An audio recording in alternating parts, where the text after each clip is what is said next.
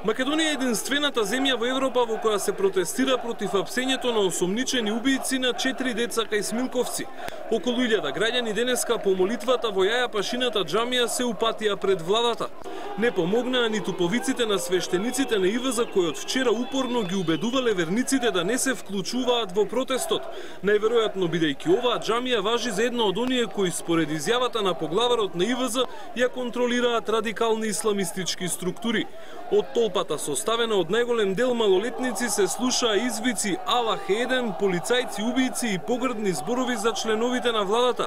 А имаше и такви кои на албански го скандираа името на опозицијската ДПА.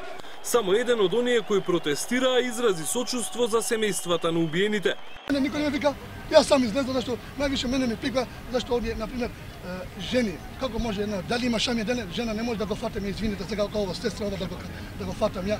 По 10 минути пред владата толпата која инаку протестираше мирно си замина.